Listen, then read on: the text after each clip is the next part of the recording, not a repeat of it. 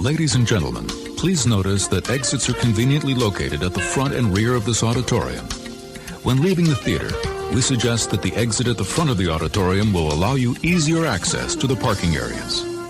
Thank you. Oh my god. That's gross. Corey Feldman does not know how to eat a freaking pizza. Completely changed the face of everything. It's very unique. I will give it that. Oh, thanks. I don't want to embarrass myself. Should I embarrass myself? No, please no. Oh, shut up. Shut up. I am embarrassed.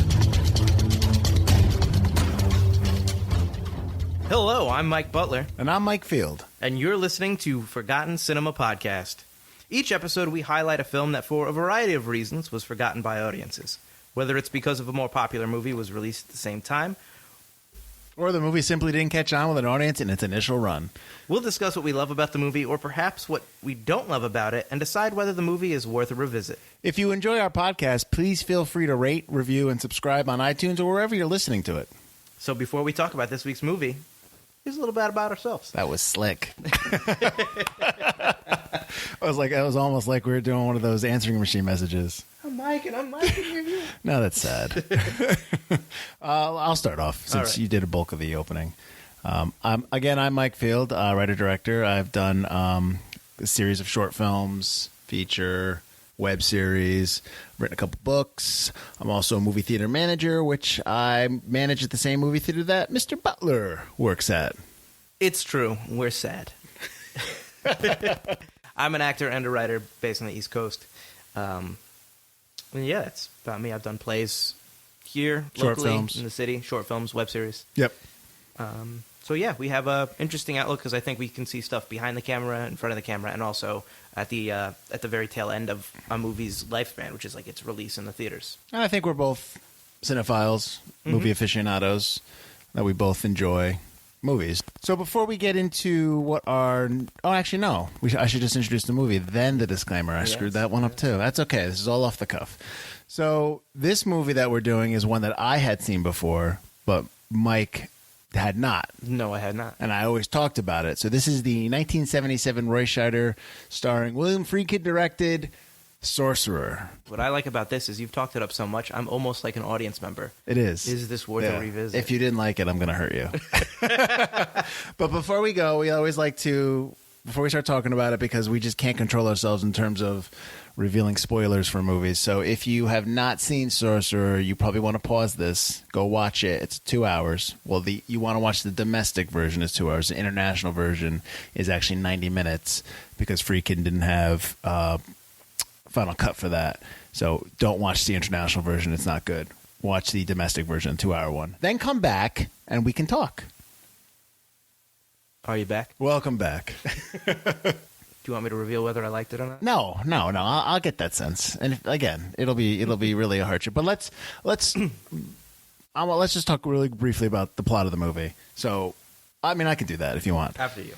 So basically, the movie is about 4 men who are not nice men. Who in the beginning of the movie, you kind of see like certain things that happen to them. They are certain things that they do that causes them to run from where they are.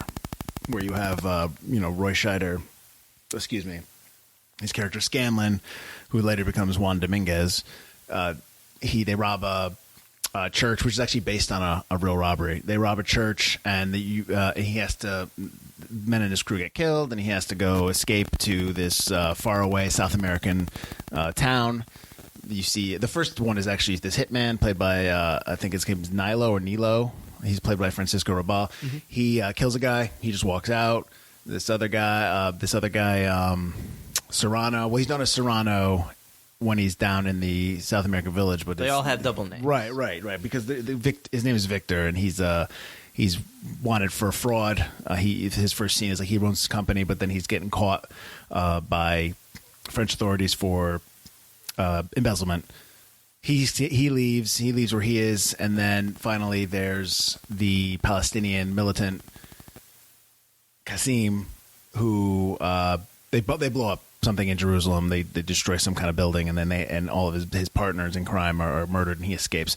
All four of these men escape to this town in South America where many people go to escape. It's not a great. They live in poverty. It's not a great town. It's run by an oil company because they're basically pumping oil out of there.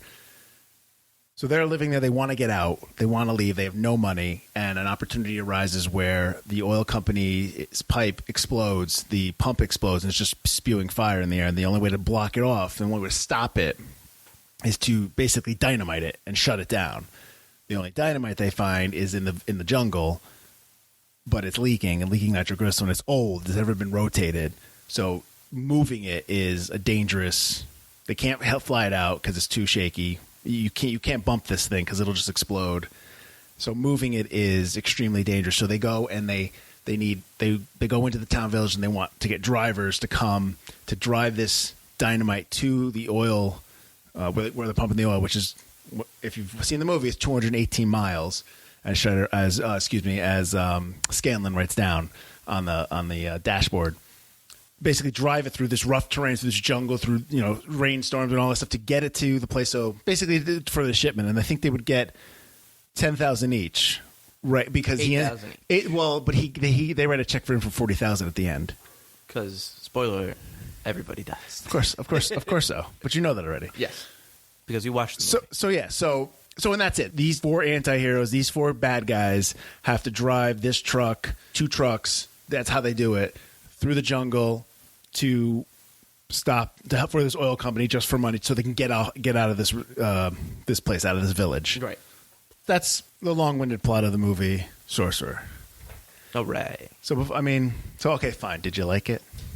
I did. Okay. End of podcast. Done.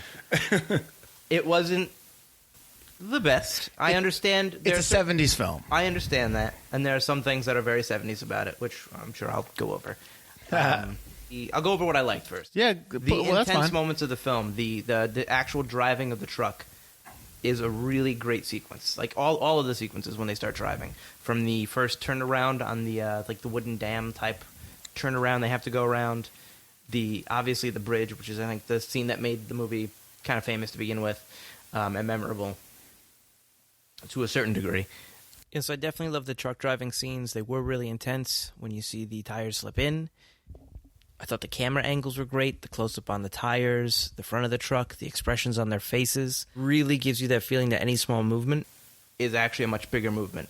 And I thought that was very interesting, how they figured out how to do that, to make just a small, like, turning of a tire and moving it maybe half an inch up a cliff. Because you're so close to it, really does seem like a much bigger movement than it normally would. I mean, that bridge sequence was so intense.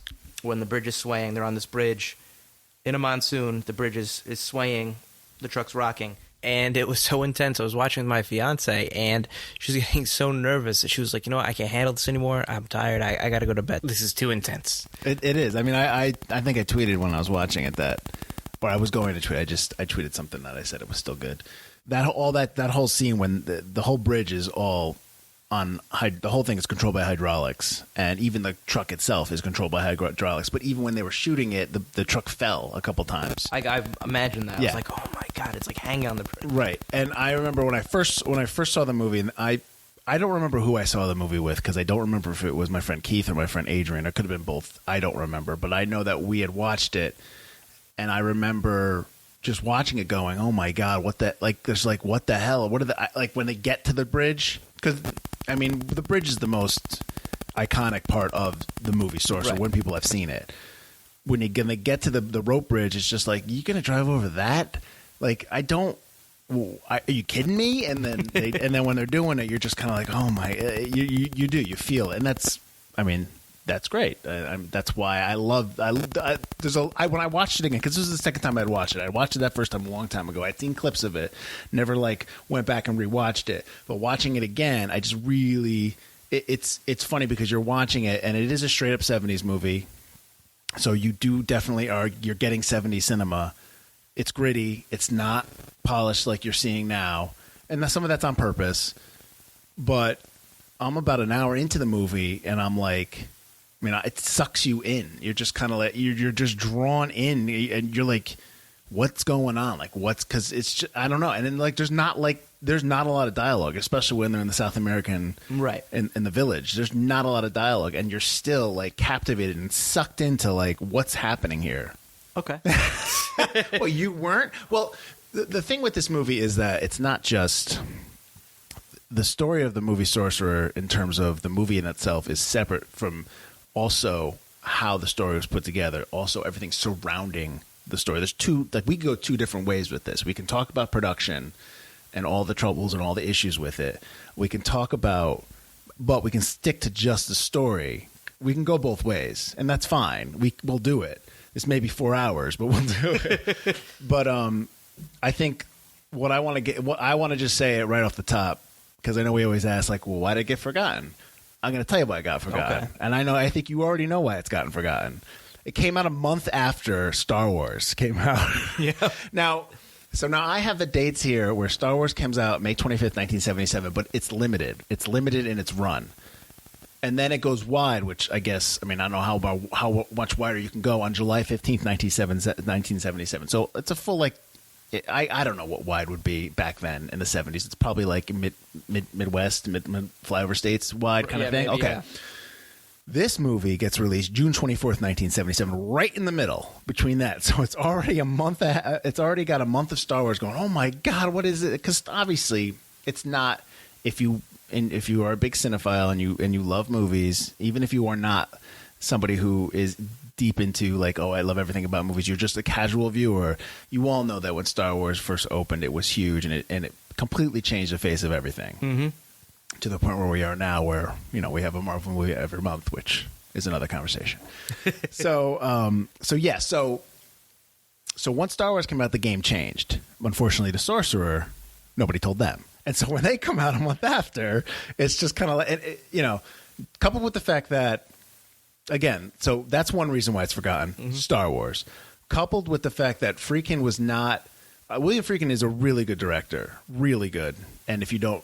And I haven't even gotten into the production facts and any of that stuff. But like he directed, if you don't know this already, he directed The Exorcist. He directed The French Connection, To Live and Die in L.A., Bug, Killer Joe. Killer Joe is probably a little bit more recent, and so is Bug. Bug's got Michael Shannon in it. Oh, Bug was good. Yeah. So The French Connection is fantastic, and so is The Exorcist, and so are all the movies I just said. So, but he is not. Back then, he's probably wasn't the easiest guy to work with. Bit of an ego, bit of arrogance, which is. To be fair, probably a lot of directors, a lot of people in positions of power, and whether it's good or not, whatever. I'm not here to debate that. I'm just saying that he did not get along with Paramount execs when they were doing this movie, to the point where when they show the evil oil company and they have the picture of the oil company execs that are making him do this, it's actually Paramount execs he puts up there. So they were ticked. So and they were fighting with him, and they finally were like, well, screw you then. We're not going to promote it. And they kind of shelved it, and they didn't do anything for it, so they didn't care. So they didn't even put any weight behind it. So that's another reason why, like, okay, well, and then then the studio doesn't back it. Right. Star Wars destroys it. It doesn't get – a lot of people were expecting – I think a lot of people were expecting it to be like a science fiction movie because it's called Sorcerer. Right. The title is a little misleading for a multitude of ways. And it looks like – I mean, it's based on a novel, and the novel is called The Wages of Fear. Right. And when I'm looking up the movie, The Wages of Fear is on the posters as like based on Wages of Fear, almost as big as the title, which I think is very confusing as well. I think they retitled it The Wages of Fear for its international run. Gotcha. To avoid, because it was a French novel, and it was also a French film. Okay, because this is the posters that I've seen online have Wages of Fear is actually a little larger than the actual movie title itself. It's Sorcerer. Yeah, they renamed it. But on the same poster, which is confusing. Well, but this is also 1978, 1977, right. So yeah, I don't think that helps its case. No, exactly. And I think it's not just the fact that Star Wars came out, it's the fact that it wasn't well received. It was not that it was well received. People just didn't know what to make of it. Right. And only later on, probably maybe 20 years later, more so now, people are understanding that just how really good of a movie it was. I just don't think people got it. Right. The screenplay was written by Waylon Green. He wrote The Wild Bunch. He's got an uncredited rewrite for War Games. He does a lot of TV. So if you watch like ER, Law and Order, Criminal Intent, my favorite. More recently, Man in the High Castle, Mercy Street. Mercy Street's a PBS? Is that right? I believe so, yeah. Okay. I like Man in the High Castle. Well, I know you do. That's why I put it in there. So he's obviously an established, accomplished writer. Mm-hmm. You talked about what it's based on. I already talked about who directed it, starring Roy Scheider, who I brought up, Bruno Cremer, Francisco Robal, and Amido. You probably only know Roy Scheider. Budget was, they say it was $12 million, and then other places say it's 22. So it's somewhere between there, I would assume. I would guess it's 22 million, which back then is a lot. A lot. Because that bridge alone probably cost a ton. Well, it's funny you should say that, Mr. Butler. That bridge cost $1 million to put up. So here's the story about the bridge. They built this bridge over this river in the Dominican Republic. Had it all built, all hydraulics, cost $1 million to build. The river dries up because of a drought. They have to tear down the bridge. They have to find a location in, I'm going to say this wrong, Tuxtepec, Mexico. So they go and they build it there. But again, that river starts to dry up. So, and the river that it's over is like shallow, is like maybe 3 feet. So what he does is he has helicopters brought in and he has wind machines, and all they're doing is they're just blowing all the water everywhere to make it look like it's rapids and stuff like that and all that. So they had a rush because the river was drying up as well. That took another $1 million to build up. To build. So it took $2 million for this bridge scene. That's awesome. And back then, that's probably like, what would you guess, like 15, 10 million, 15 now? It's got to be like, yeah, maybe easily. Because they mention money when the Toronto embezzles or whatever. They mention how much he needs back, and I did the conversion, and it was like, I can't remember how much it was. They owed like $5 million, and I did the money in there. It was like 24 to 40 million, depending on like what time of the year it was. I was like, holy shit. So yeah, easily $2 million is probably like 15, 17. That's a budget. Oh, absolutely. So back to the budget itself. So 12 million to 22 million estimate, rated PG. So this is before PG-13 came around. Before template. Yeah. Yes, exactly.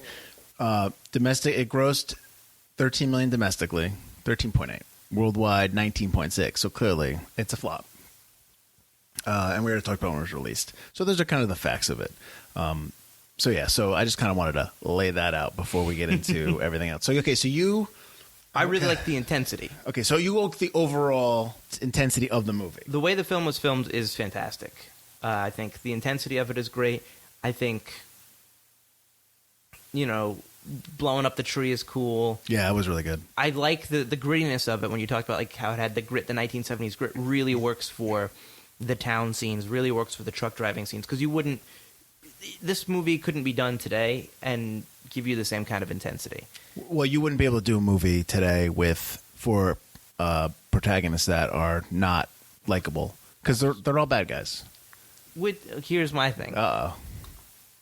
The whole film, and I get that Roy Scheider is your star. He's your name character. He's your guy. Right. Serrano, and I don't remember his French name right now. Hang on, Victor Manzone. Sure, Serrano. Not to be confused with Serrano from Major League. I felt like he was our protagonist. He was our one guy who had. I mean, he embezzled. Yes, he was not a great guy, but he did not kill anybody, was not involved in a murder. Well, one could argue that he's responsible for the guys blowing his brains out. That is true. And Roy Scheider technically didn't shoot the guy in the church. True. He never carries a gun. True. But, I mean, he works for what I'm assuming is the Irish mob. Who you didn't mention when they robbed the church. The church is not a great church either. Hold on, I was going to get to that. The mob go ahead, because I was going to get to that. But go ahead. It's mob money behind Italian mob, which is fantastic because I love because the priest, the brother, the priest who tells him, do you know whose church this is? His brother is like a mafia king, right? So the mob boss, mob boss, yeah. Which I love. But so he's completely reprehensible. Our Palestinian friend blows up a busload of people. Yep. Well, no, not the bus. He blows up the I can't remember what they go into the house. The bus pulls away. That's what I thought. Okay, I was confused. And the building blows up. Yeah. So either way, he kills people. Oh yeah, absolutely. So you got a straight up terrorist. You got a mafioso. And you got a French guy who embezzles stuff but really loves his wife and wants to get back to his wife. So, I mean, in a way, he's almost a protagonist. And you call the movie Sorcerer. Yeah. Which is his truck. True. but that doesn't make it. Exactly. Well, the title of the movie comes from. Okay, the title of the movie Sorcerer comes from because it's an evil wizard of fate. That's what the sorcerer is supposed to represent. Okay. Fate being in this movie that they're deaths, like the fate being like whether you live or die. For instance, they get through the bridge scene, they go through all that stuff, they blow up the truck, everything. They're gonna make it. So your boy Serrano and Kassem are talking, or Martinez. He's known as Martinez in the Palestinian. Yeah. They're talking, and the tire blows out, and they're done, and that's it. And it's just kind of like, what? Like, because it's just like, hey, I'm gonna give it to. Oh, that's great. And then just the truck flips over, and that's it. It's over. So I think that's why the movie's called Sorcerer, because you don't know. You don't. I mean, they're doing this whole thing, and it's just the tire blows. I actually like when they put the trucks together. When they hire the 4 guys, right, and they all just start, and they just have this. It must be like 2-minute, 3-minute montage of them trying to get all the trucks to work on broken parts from other trucks. Right. I mean, for some reason, I was like, because it was like, wow, they're really building these trucks. It wasn't like watching like Fast and Furious or something, and they're just like, yeah, I'm just tightening this thing. You're not doing anything. You're not fixing anything. Like, this is actually like, getting the stuff to work, which I appreciated. And to go to what you were talking about in terms of how it was shot, this movie was purposely shot to have, quote, without sentiment and without melodrama. It was basically Friedkin trying to take this story and just making it almost documentary-like about these 4 people. Basically, I'm going to say arrogance again, but I say that in a nice way. The arrogance of William Friedkin to say, I can make this movie. You're gonna like this movie, and I'm gonna take the 4 most unlikable guys. I don't care, but you're gonna like this movie because of it. And quite honestly, I do. So he was right. I also love the truck, the Sorcerer truck, which I didn't get why the other one wasn't maybe as well, but I love that the Sorcerer truck was a character. It looks mean. It looks like it has a face. The other truck's the Lazaro. Yeah, so the Lazaro doesn't really look like a character, but when you look at the Sorcerer truck, it's red. It's got the white grill, which makes it look like teeth. It's got like headlamp lights on the top that make it look like its eyes. It really becomes this kind of mean-looking spirit that's walking with them, which I really enjoyed. Yeah, when I was watching it. Well, the movie's also was nominated for Best Sound for Academy Award, and to your point, they purposely laid in a tiger roar for the Sorcerer truck and a cougar roar for the Lazaro truck. And the Lazaro truck is named after Lazarus. Just a heads up there. Nice. I got a lot of notes, man. It's a good movie. When we do these older movies, it's really good because there's so much information on like the making of it and all that stuff, which is really, like I said, we could go down this well and be here for 4 hours talking about this. But continue. I want to hear more about what you liked. Well, I love that, and I love when they use like animal roars like that, like when the truck goes down in Duel. That's a whole bunch of animal noises, which he reused when the T-Rex roars in Jurassic Park. Spielberg reuses that. Yeah. So I love when you use when you create an inanimate object and to make it a character, you give it things like really subtly like animal noises. You make it look like a character. I really enjoy that. You could argue that the jungle itself is a character too. Not like the village, but like when they start on their path. Absolutely, you can argue that too. It's a thing in their way. Absolutely. I also like, and this could just be me. I don't know if you have it in your notes. I have everything in my notes. I like the idea that the entire film basically takes place in hell. That these guys are in some kind of purgatory, and it's kind of an allegory for, do they just get out of hell or not? Have they earned their way into heaven? I'm always looking for the allegory or themes of the movie, and I felt like that really deeply was it, and that the town was hell, the jungle was purgatory, and they're trying to get out of that. So we were talking about the ugly lady earlier. Oh, come on now. She's not. Well, hold on. Well, I want to go. Are you going upon that point more? Is that what you're doing here with this woman? Go ahead. So that I think. Now, don't just describe her as the ugly lady. What is she in the movie? She's in the movie. There's a bar that diner, restaurant. A dump. It's a dump. When the guy walks over and he wipes the spoon on his shirt and he's like, "There you go." Oh my god! Bread with butter. When that happened, I was like, throw it on the ground. Throw the fork on the ground. Use your hands. I don't care how dirty your hands are. That guy's shirt is sweaty and gross and greasy. He has ruined that fork. I don't know what was on that fork. Bread and butter? Yeah. I don't care if there was like dog feces on that fork beforehand. It is worse now. What's he spraying on the bar counter while that guy's sleeping on it? Oh, he was. Yeah, it was. Stuff. Yeah, it was. I think that's back in the day. That's what you would spray for bugs and stuff, that kind of thing. So that's what I figured. And he's spraying it right on top of the guy sleeping on the bar. Well, the guy sleeping on the bar. He's got a business to run. He's got to wake up. He's got spoons to wipe on his shirt. So they're in this dump that we're describing. And I guess it's the guy who owns the restaurant's wife, I would assume. I don't know. They don't really set it up. Describe who she is. And she is, looks like she's friendly with Serrano, our French anti-hero. And she gives him back his watch at the end. Is that what she gives him? She gives him the watch. That's how he has it back. That's right, yep.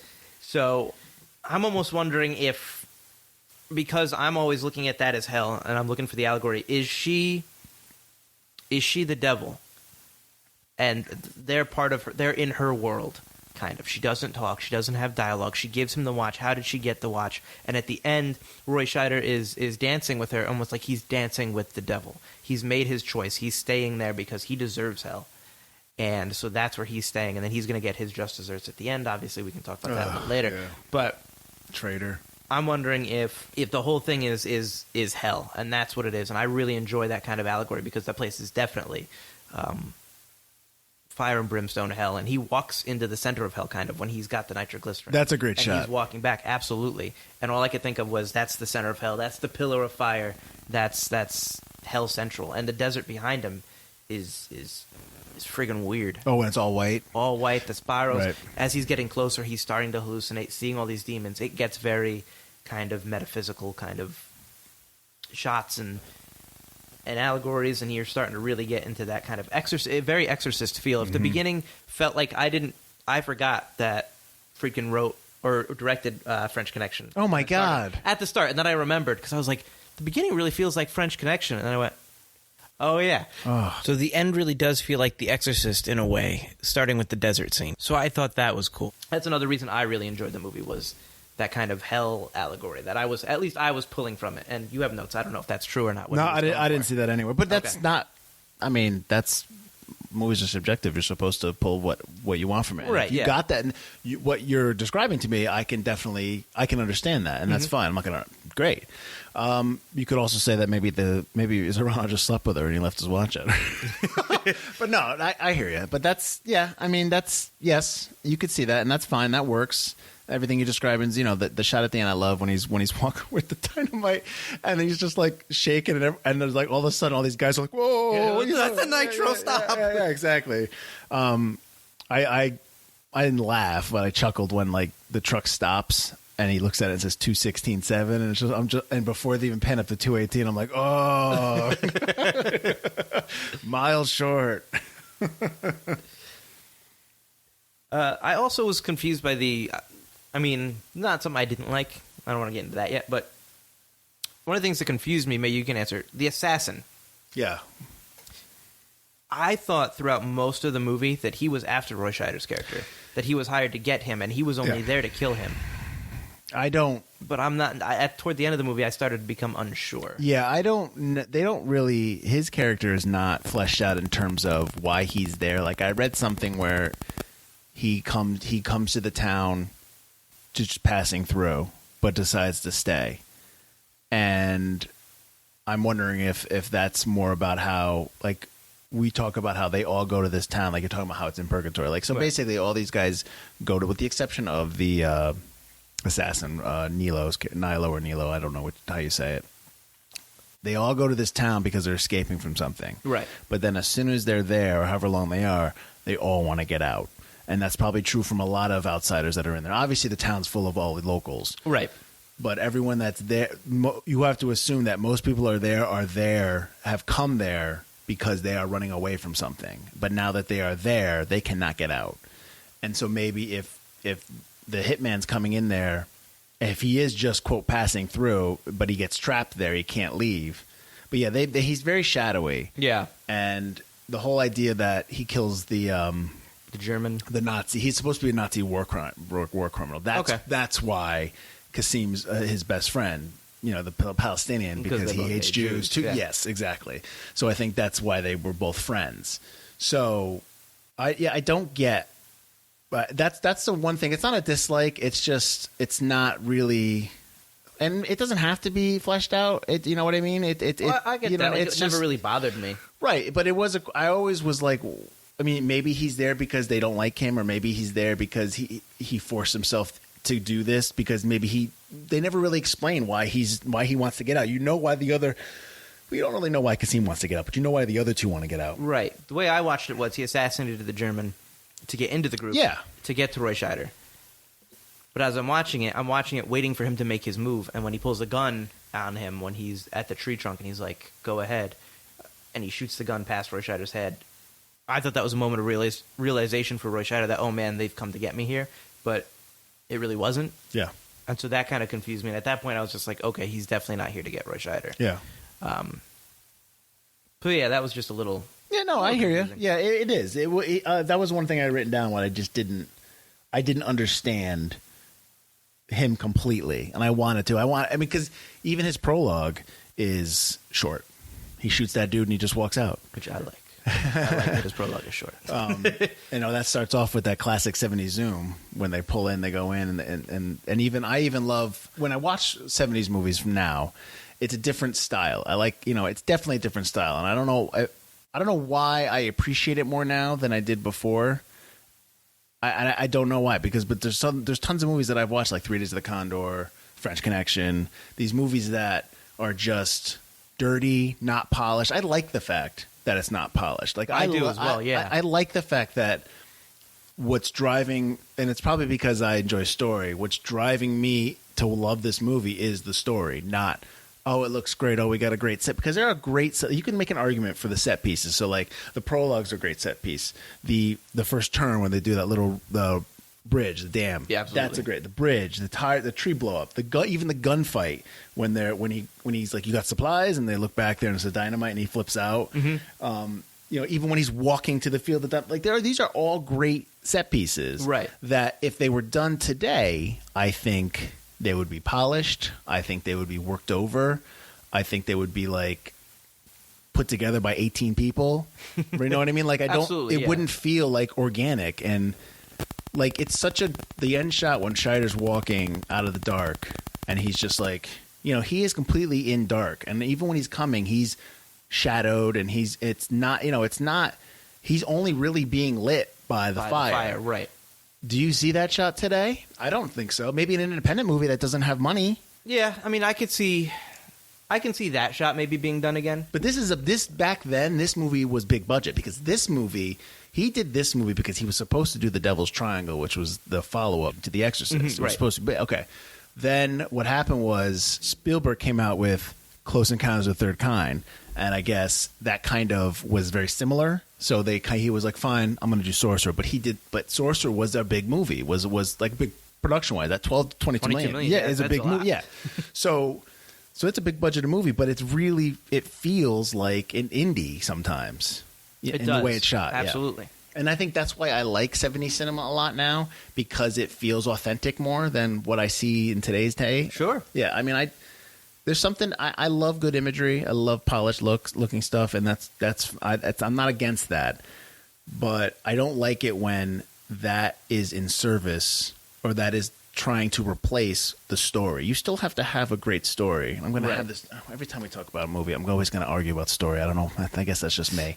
So I think that's probably why I like Sorcerer, because it looks gross. Sure, but it's like I said, you just get pulled in to the entire story of these four men. I think the grossness helps, because you want them to get out. Yeah. You don't want to see this gross city anymore. So dirty. So dirty. But that's what I love. Once they pass, I don't know, symbolism or not, once they pass the monsoon scene, it's immediately nice outside. It's the color comes back into the picture, which is nice. As if they're kind of like almost succeeding. A false sense of hope. Right. But yeah, you wouldn't get those scenes beforehand to look that great, that gross. Right. Well, even the car crash, even like the car crash in New York City, like, you don't like it. You don't like it? I don't like how that was cut at all. Why? The car crashes head on into the truck. There's no way it's flipping over, and then all of a sudden I have to see it flip over. Yeah. I was not a fan of the car crash. Can't believe you weren't a- And they go everywhere. Yeah.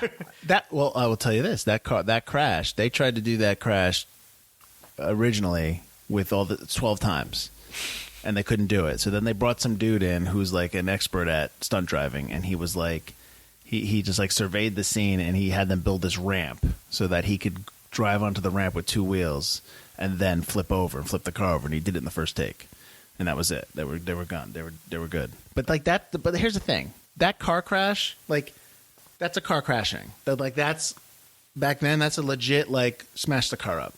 Now today, like, they're doing a rig. They're doing, again, this is like me doing old cinema versus new cinema. I just appreciated what they did back then because it was just like even the tree. So the tree they were trying to blow up. The tree is awesome. It is. I love the trees. So they couldn't figure out how to do it. So what Friedkin does, he goes and talks to, he gets in contact with an arsonist in New York City known as Marvin the Torch. has him come down for 3 days. He tells him gives him the supplies he needs, and he blows the thing up in one take.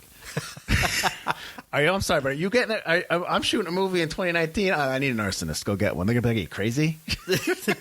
The simple fact that they got Marvin the Torch to come down. That's awesome. Exactly. So, like, I think those those little things, I think makes me appreciate the movie more. The fact that Scheider and him didn't get along, the fact that they hated each other. Oh, did they? Oh, no, the fact that he wasn't his first choice. So Friedkin's first choice was Steve McQueen. And Steve McQueen said he would do it if his wife had a part in Ally McGraw at the time. His wife at the time would be given a part. Friedkin said, no, I'm not doing that. So McQueen walked. Then he lost a couple other people because the people were only going to sign on because of McQueen. Then his Scheider was like his 5th or 6th choice or something like that. Gets Scheider, but he said, like, so now both these guys, they don't like each other. So all these stories that I'm talking about have been since the movie's been out. He was like, Scheider's like a second banana type of guy. He's not somebody who can lead a movie. Never mind the fact that he just was in Jaws, but okay, I guess you can argue that that's not his movie, but I don't know how. Says he's second banana. He shouldn't be in there. Didn't like that he was in there. They fought all the time. Like Friedkin was fighting with a lot of people on the movie where people were just quitting, and Scheider kept having to so say goodbye to producers and be like, "Oh, I'll see you later. I'm sorry." Kept doing it because Friedkin kept firing people because people kept quitting. They kept firing because it was always fighting with people. So did they hate each other doing the French Connection? I think that Friedkin's like, I don't know, maybe we can relate him to Fincher, where he's difficult to work with. Okay, but his results prove out. So that's why he would work with him again. Right. Okay. So, and you have to French Connection. Scheider's not the lead; it's Hackman. So right, but if they hated each other, then I'm sure, but it's a different relationship. I'm sure, like he's now he's the lead, so he has to spend more time. I'm sure him. I mean, it's something like that. I mean, these guys have massive egos. Right. You're big, and whether it's deserved or not, they still have massive egos, and they're clashing. And a lot of times, great art comes from that. From people who don't like each other. You don't have to love each other to make something great. Well, especially a movie where you have to be miserable the whole time anyway. Correct. So, but over time, they have since been like, they have since said like they like the movie. Like this is Friedkin's favorite movie that he's ever made because it came out exactly the way he wanted it to. So and you can definitely sense that there's a lot of people coming around to it, including him, including the experience of working on it. Like they did a Blu-ray re-release like 4 or 5 years ago, like all that stuff. So I'm sure all this stuff that's being said is stuff that was taken back, so, gotcha, yeah. You know what I mean? It's just people in the moment. But yeah, no, they weren't, not everyone was hunky-dory on the set is what I'm trying to say. And which is why I think maybe that's probably why the movie works a lot because, everyone's acting the crap out of it and everything's just. Right. Yeah. Good. Like I think his cinematographer quit halfway through. So Dick Bush was a cinematographer, just left because he couldn't work with them. So they had to have the second unit cinematographer take over. Yeah, but I mean, if you look at the film, I mean, it's like I think the film feels like it's just whatever's on screen is what you see. Especially like I should have looked it up, but like where they at the end where they're driving the trucks, he's driving the truck through the white. That desert. Yeah. Yeah. I mean. That's a great look, but like, absolutely. How do you shoot that? Do you just light it like moonlight? You know what I mean? Have them drive through. It looked like it was always at dawn. Yes, and there was looked like there were like a filter on the camera with the pink. Yeah, in the background. Yeah. Looks like they put that blue filter, that night filter on there with the pink in the background in the sky. I like the score. Score. I think we talked about that. Yeah. Before we actually talked about it off mic. Yeah, Off mic. Yeah. We So talked about it. the movie's scored by Tangerine Dream, who is a group who's known for their, I guess, synth. Is that what you call it? Okay. Synth, yeah. So basically, this is one of the first movies that they scored that they, I guess, were known. Like, people like, oh, wow, they scored that movie. And they went on to score a bunch of 80s films like Thief, Risky Business, Firestarter, Near Dark. Before we started this, they inspired, basically their music was the inspiration for the Stranger Things, the show on Netflix, their theme song. So what Tangerine Dream had recently done is they actually redid the Stranger Things theme song, and that's on YouTube, with their own version. So, it's kind of like, I guess, a meta kind of way of full Coming circle. back around, Yeah, exactly. Doing a cover of a song based on our songs. And the score is like, especially the end when it cuts to the credits and the music starts. Like, when I was watching it, usually when the movie's over, you're just like, all right, boop, off, move on. You're but listening to it. you're listening to the you're listening to the same because thing, yeah, yeah. exactly, because it's a great theme. You know what? I like that you said it sounded like Near Dark, because I turned to my fiance and I said, that sounds like Near Dark. I like this a lot. It's like more 80s than 70s. Let's talk about the fact that your fiance watched this movie before you. Terrible. Yeah, I'm ashamed. I asked her. She doesn't usually watch these movies that we do with me, because I usually watch them late. But I wanted to watch this one, earlier. So I said, "Hey, do you want to watch it?" She goes, "Oh, I've seen it." I'm like, of all the movies we're doing, this is the one you've seen. Did she like it? She likes it when they get to the jungle, Yeah, no, I get that, because it's all I understand that. which is similar to me. Oh, come on. So go on with let's just go into that. Segue. It's not that I really do like this movie. Okay. Sure. But it's a problem with a lot of 70s movies that I don't think they know how to cut extraneous stuff to set up a character. Sure. So I think you could have easily cut 15 minutes out of that movie, just out of the characters, just to make it a little shorter. Well, the assassin is cut. You know who he is. You don't need to be that quick with the French guy. You don't need to be that quick with Roy Scheider. But I felt like there were certain parts where it was dragging a little bit. And I felt like it could have sped it up. And I feel like a lot of 70s movies have that same kind of aesthetic. I mean, I know you're talking about story and character, but these guys are reprehensible, just douchebags and murderers. And you just spent 5 minutes before telling me how Serrano's a lovable guy. he's a douchebag or murderer. He's a guy, but he's responsible for that guy's suicide. You're absolutely right. Embezzled. He forced that guy 3 times to go talk to his dad. Talk to your father. I promised him money. But I don't think you need to spend that much time there. I mean, I have it written down. Well, you better. Well, I will. Well, while you're looking for it, I will say this. I understand what you're saying about story and about getting to stuff quicker, and you can. I get you can make a case for that. That's fine. I get that, but I would much rather have more stuff than less stuff. Like, I love movies, and I love when they start off right away. But there are times when you're watching a movie and you're 10 minutes into the movie and you're already into like an action scene that should be in, the middle section of a film. It shouldn't be in the setting. Like Raiders, that opening is great in Raiders. But then like they don't get to another action beat for another 20 minutes in that movie. This is a different type of movie. This is a drama. Adventure, yeah. Exactly. So I would much rather have them err on the side of story and but to your point, so we always have this conversation between me and you about Marvel shows on Netflix about how I can't get through them sometimes because they'll have a 45-minute show or 45-minute episode of like a movie like let's say The Punisher, right. Which I like the first season of The Punisher, and I have not gotten through the second season.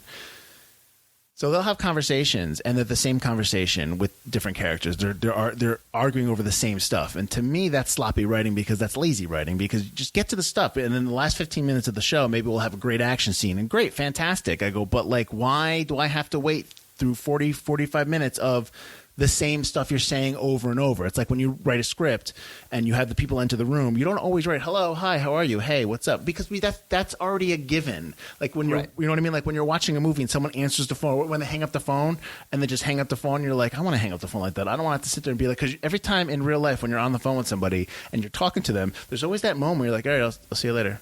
Okay, goodbye. Like that stuff is not going to happen in a movie. So I get what you're saying. Like but like So in this movie, I don't think any of the dialogue is repeating itself. I don't think any of the dialogue is necessarily not meant for something. I get that it's. I understand. I'm not discounting what you're saying.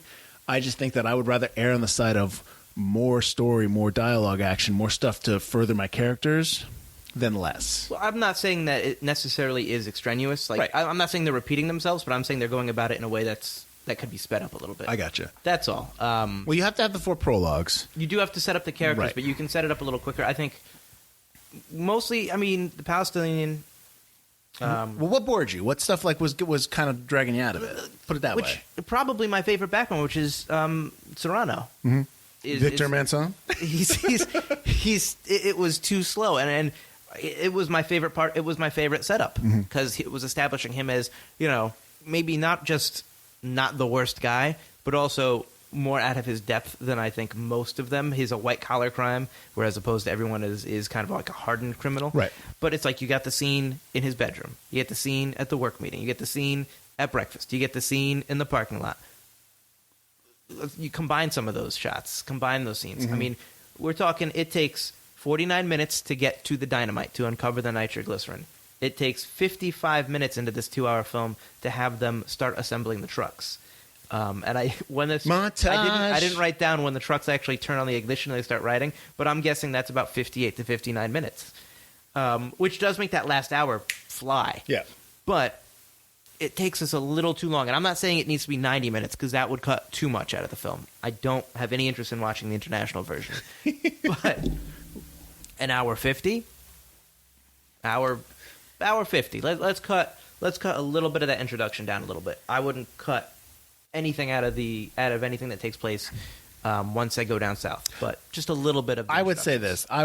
I think where you would cut, I wouldn't cut the prologues, and I'll get to the Serrano one, but where I would cut, if you're going to talk about cutting, is I don't really understand why you have the Nazi war criminal there. I don't get why you have this guy there. Because he is a major character in the novel. Okay, well then, there you go. In the novel, it looks like there's only 3 characters, and he's one of them. Okay. But you know what? You're doing a movie. So if I get that, you know yeah. what I mean? So I can see if you're going to cut, you just kind of take that out. Now, if you do that, then you're probably getting rid of kind of like the tension between the assassin's character and Kasim and Scanlon's character. Yeah. I get that. Maybe you're kind of like, so you're going to have to figure out another way to do that.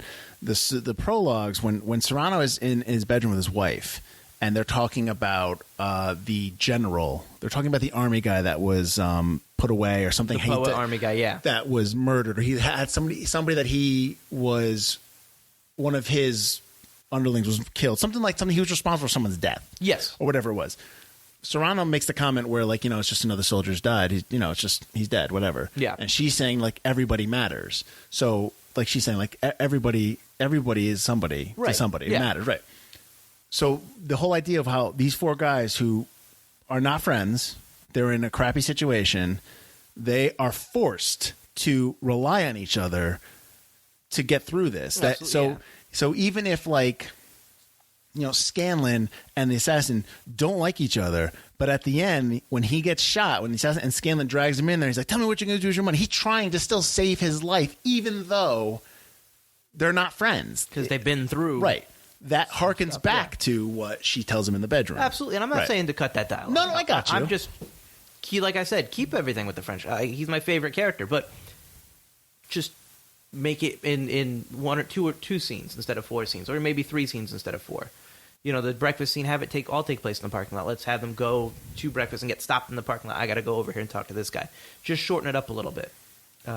Well, when Mr. Friedkin hears this podcast, I'm going to have him direct his attention to you because I think he's fantastic. I love this film. I thought this film was great. It's just, I think that's something that maybe, as maybe opposition to you, I think that modern movies maybe do a little better is the setup. When they do it well. I'm not saying all movies do it anymore, especially big Hollywood movies. I think as we've gone through, and that's something you're supposed to do is improve upon things. As movies have gone on, they've done a little bit better setting up character and especially character names because it's really tough to remember anybody's name in this movie. Scanlon. Yeah, see, Serrano. Dominguez and Serrano. That's all I remembered from the movie. Like when you're setting up, in those long scenes, I should know their names right off the bat. Right. and that's I got you. But there is this thing called writing stuff down. Exactly. Well, I shouldn't have to write stuff down. But you've only seen this movie once. I mean, I get it. Yeah, I get it. I understand what you're saying. I got 4 characters. I should know their names. You should know. Absolutely. So, well, I'm also bad at names. The other thing I wasn't a huge fan of. Well, I'm bad at faces, so really? that's good. Yeah. I'm good at faces, bad at names. Oh, interesting.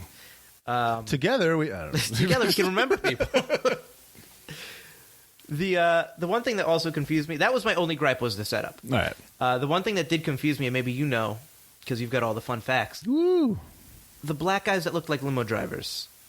What? That kind of appear in the background of the film. The limo driver? What are you talking about? All right, so at the beginning of the film, I don't think they're at the airport scene. They're definitely in the city at some point when we first introduce the city. Then they're in the background when when the cops take Scanlon and steal his passport or his ID card, and they go into the police station. They're standing there, and they're well dressed. They're black guys. They're not like Mexicans. I think that they're smiling the whole time. I think that technically I don't think the other guys are Mexicans either, Mike. They're in South America. Yeah. So they're not Latinos. Right. I think that they are, because they only show the signage of the president's like 4 more years, 4 more años, 4 more años. Yep. Yeah. So I think that they are. I think those guys are the locals. And the people that bring him in for the bribe, basically, next time you bring more money, Yeah. Those guys are locals and local sheriffs, and the other guys are part of the presidential. Honestly, it's probably because they looked good, or honestly, they probably had to have them there because they were shooting this in certain towns like that were, poor, not great. Yeah, right. So they might have had to have these people on there because they're smiling half the time. So they're probably like, "We're in a movie," Okay, it's probably something like that. Because what that seemed to me is they were supposed to represent. Again, I'm looking for what do they represent? Well, they've got they've got the different uniforms. So I would assume that they're with the presidential entourage, or they're with the presidential secret army, or something like that. They're not wearing uniform. They're wearing, well, maybe it's a uniform, but it's a black suit with a vest and a red tie, and they've got kind of the taxi driver hat. Right. But they're just smiling and almost like they know Scanlon's situation or what the cops are going to do. I honestly, I wouldn't be surprised if we ever looked into it and they were just like they were put on there so that they wouldn't shut down production because they were going to like rob them or something. Because that's probably because in the production is over 50 people had to leave this production because of injury. I wrote this down: injury, gangrene, food poisoning, malaria, or all. Even at the premiere, when they premiered the movie, Friedkin had malaria. He didn't realize he had malaria until after the premiere. He had to go to the doctor. He's like, "Hey, you got malaria, dude." And it's like, what? So it's just like, so they were not in like the cushy studio. Oh, I could tell when Scheider goes crazy with the machete. I'm like, that's a real machete. He's going to cut his fingers off. I've been there. What's funny is in the water. What's funny is like he's all pissed off and he's all like hacking. And he's out of control. And I'm just like, I've been there. He's punching the ground, hurting his hand. He's like holding it. I'm like, he probably really did hurt his hand at that point. But that's like, it looks stupid at the time, like when you're watching it. But when you think about it, like, that's how we act. No, absolutely. Honestly, like, you get mad. You're like so uncontrollably rageful for some people. I'm sure some people don't get this way. But when you get upset and you're just angry and you're just like throwing haymakers and it's just kind of like you're just like, yep. Yeah, I look like an idiot. Yep. And that's what it is. Then he goes into the water where there's parasites that are probably going to go up his wee-wee. Oh, as soon as he walked into that stuff, I was like, oh, no, gross. That's what my first thought was. Look at the muck. So the fact that they got malaria, I'm not surprised. Yeah, that was not good. So, I mean, is there anything else that? So you had a couple issues. That was just a couple of issues. Yeah, I mean, calling it Sorcerer when you blow up the truck and killing what I imagine to be the protagonist. I obviously Roy Scheider is the big name on the thing, so you got to keep him alive. What's interesting, and I didn't read up enough on the novel, but I know that Scanlon is not Scanlon. The French guy whose name is Mario in the novel, he is the main character. He is the protagonist. Well, he's the only one that in Serrano case, he's the only one that you get a little glimpse of his life. Like, I don't know how he thinks he's going to get. Like, all these guys think they're going to leave, and what? People are going to forget what happened, right? And he was like going to go see his wife again. Like, everything's going to be well. Yeah. Maybe he'd prefer jail at that point, and at least he could see her. Well, let's be honest. She probably doesn't have anything anymore. They probably took everything. His company went belly up. They probably took everything he owned to pay off the debt. Well, she was rich. Well, her father-in-law was rich. That's who he wanted to get the money from, his father-in-law. So that dude was her brother. That dude was her brother, yes. She's not going to want to see him. That's also probably true.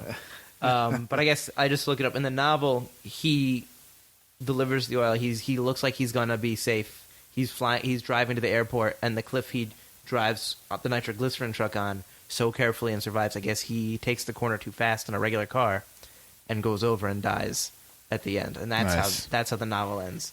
Scanlan's character, or the closest thing to it, has died during the events of the...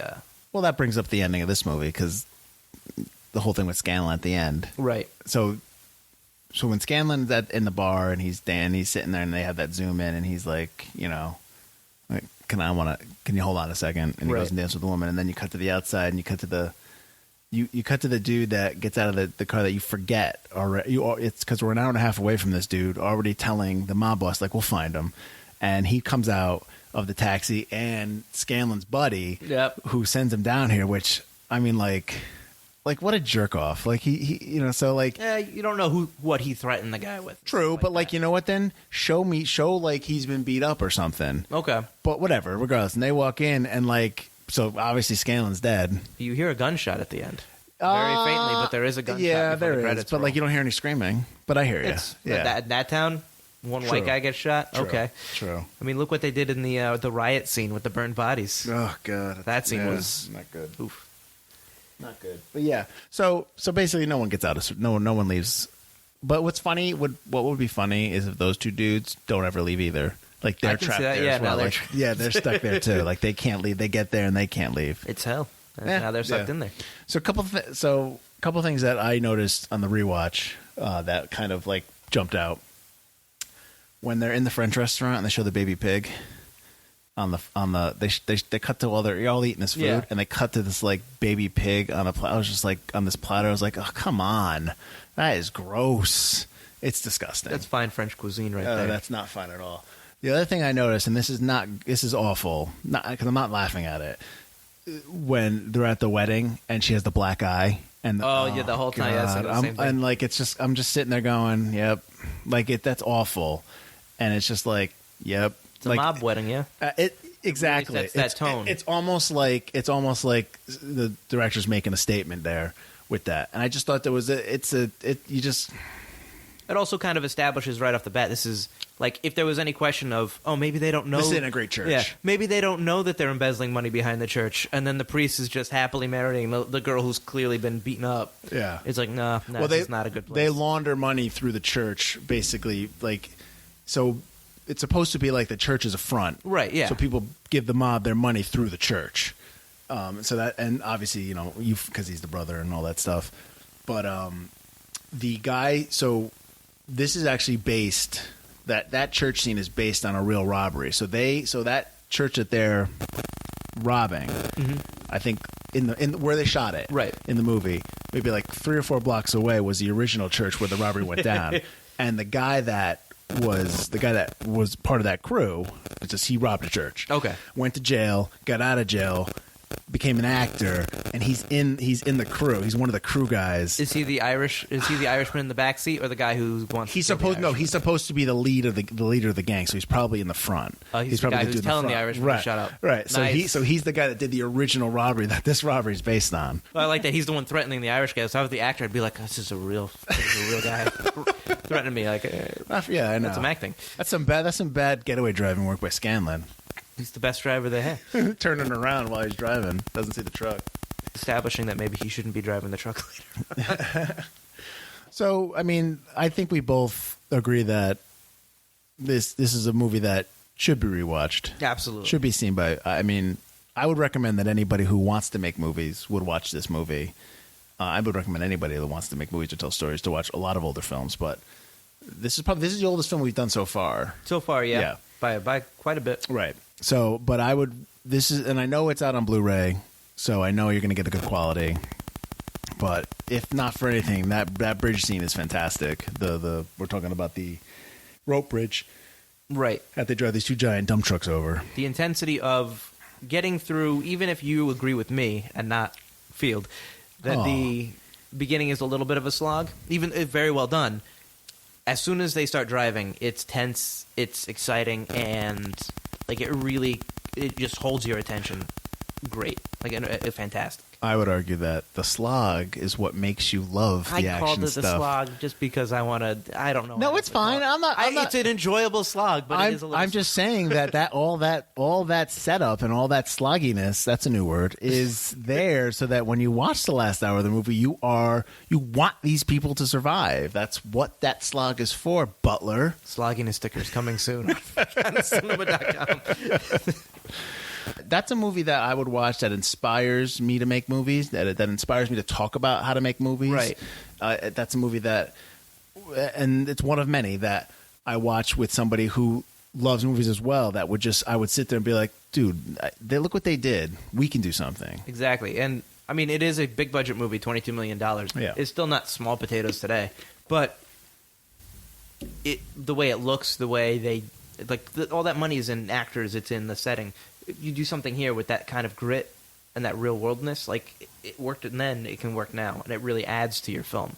Being able to use that low budget look, use it to your advantage, and I think this movie did. I kind of like that it was a flop. I kind of like that it got lost. I mean, I'm fortunate for people that made it, but great for us. Well, because it's it's back in the early '90s when I would watch movies and we'd go. You didn't have the internet as you didn't have it as you had it now. You didn't have social media. I'm not saying anything nobody doesn't know already, but you were able to find gems in the indie world. You were able to go out and find a movie that nobody else knew about and be able to go, oh, I gotta see this. I heard this movie's really good. And the fact that there was some kind of aura around films that like nobody had seen, and they're so good, and you could share them with other people. Sorcerer is like that. Sorcerer is a movie that is good, that when you meet somebody that hasn't seen it, you're like, you have to watch this movie. And there are not a lot of movies like that anymore, because everybody knows everything and everybody's seen everything and everything's everywhere, and it's all readily available right now. There's no chance to find a hidden gem, and Sorcerer's one of those. And I think that's kind of why I like it as much as I do back then and even now. So watch it again. I agree. And now's the time for our plugs. All right. Well, thank you for listening to Forgotten Cinema. No thank yous. Plugs. Just plugs. So, why don't you plug us first? Us, like in general? Like where you can find us and stuff like that. So, you can find us on iTunes. You can find us on Spotify, I believe. And honestly, anywhere else that we're located. Just if you can go to us on Facebook, Forgotten Cinema. I think we have a page. Is it pod or podcast? I should really look that up. But it's probably just look up Forgotten Cinema on Facebook. We're on Twitter. We're also on Instagram. So just look for our little purple logo with our names on it, and you can just we update that stuff all the time. But yeah, so that's where we are, and please share with everybody. That's the best thing. It's not just to like them, but it's to share. There's got to be something out there that you might want us to talk about. Please feel free to suggest. We will, take suggestions. Absolutely. In terms of personal plugs, I've got a couple books out right now. Adam Parker and the Radioactive Scout, Adam Parker and the High School Bully. Those are available on Amazon.com as an ebook and paperback. Nice. I've got two other podcasts I do, Two Player Bros, a podcast by two brothers who play way too many video games. You join me and my brother Alex as we talk about games coming out, new video game news, and we review games as well on every system: Xbox, PlayStation, Switch, PC, VR. We've got them all. We talk about them. We're funny. Hopefully you think so. So check that out, twoplayerbros.com. And I also have Cracking One Open with Mike and Elise, which I do with my fiancée Elise, where we talk about brews, news, and pop culture reviews. We crack open a local beer. No, because I was going to be like, and she saw Sorcerer before him. So we crack open a beer, usually a local beer, craft beer, talk about the history of it, what's in it, where it's from, a little bit about the brewery, and then we just kind of sit down and chat about what's going on in the world of pop culture, usually, movies and television. We talk about what we've seen, we review that. So it's fun. It's a quick little hangout sesh with me and my fiance. Nice. So it's fun. So check that out. It's Cracking One Open with Mike and Elise. You don't have any other new podcasts you're starting this week? I got 19 more podcasts I'm starting. What category would you like to see? You can also hear us guest star on the Nomcast podcast, hosted by Andrew Morgan, where we discuss the new Netflix film, Rim of the World. So be sure to check that out wherever podcasts can be found. Excellent. So thanks for listening. We'll see you next week. I'm Mike Field. I'm Mike Butler. And this is Forgotten Cinema Podcast.